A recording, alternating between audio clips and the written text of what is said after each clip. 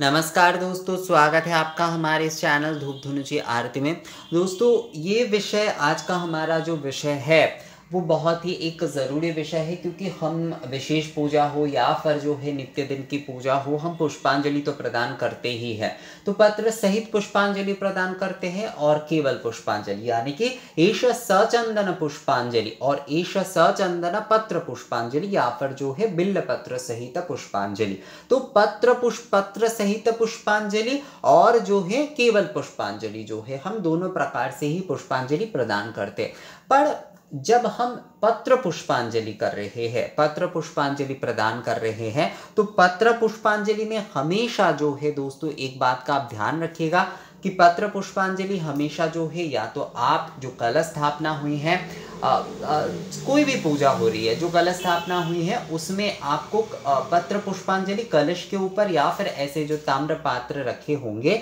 जिन्होंने जो है मान लीजिए कलश स्थापना नहीं किए हैं, ताम्र पात्र रखे हैं, तो ताम्र पात्र में या फिर जो है कलश के ऊपर ही आपको पत्र पुष्पांजलि प्रदान करना है। और केवल पुष्पांजलि यानी कि केवल जहाँ पर जो है एष सचंदन पुष्पांजलि हम बोल रहे हैं, तो वो आप जो है माँ की हो या फिर जिन भी देवी देवता के पूजन कर रहे हैं उनके पैर में भी आप दे सकते हैं, आप ताम्र पात्र में भी दे सकते हैं, आप जो है कलश के ऊपर भी दे सकते हैं। मतलब सभी प्रकार से वो कर सकते हैं, सभी प्रकार से वो पुष्पांजलि जो है वो आप प्रदान कर सकते हैं। पर जहाँ पर पत्र पुष्पांजलि दिए जा रहे हैं, पत्र पुष्पांजलि में हमेशा जो है दोस्तों आपको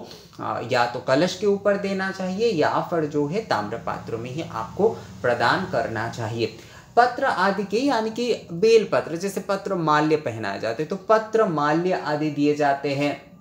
पहनाए जाते हैं।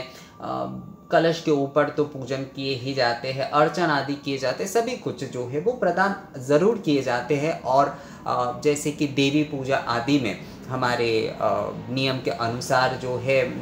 मतलब देवी पूजा के नियम अगर हम देखें तो सभी प्रकार जहाँ जहाँ पर बेलपत्र मिलता है, खासकर पूर्वी भारत में और उत्तर भारत के भी कुछ क्षेत्र में जो है बेलपत्र, खासकर हमारे पूर्वी भारत में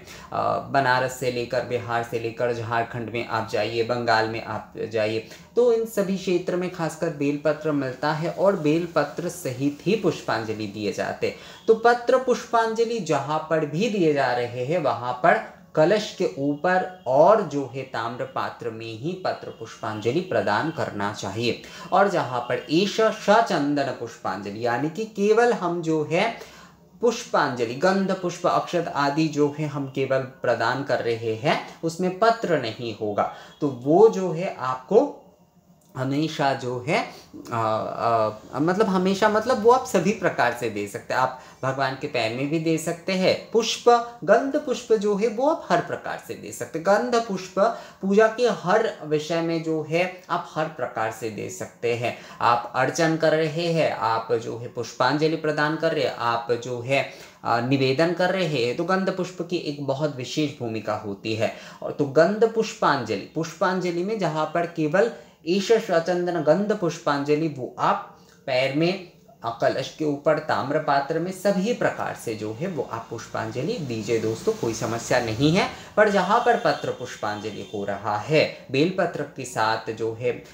समी पत्र के साथ भी पुष्पांजलि दिए जाते हैं, तो पत्र के साथ जहाँ भी पुष्पांजलि हो रहे हैं वो आप कलश के ऊपर और ताम्र पात्र में ही हमेशा देने की कोशिश करें दोस्तों, क्योंकि यही जो होता है वो सही विधि होता है। तो ये विषय जो है आप आगे से थोड़ा ध्यान रखिएगा इस विषय को। जो है पत्र के माल्य दिए जाते हैं, जैसे दुर्बा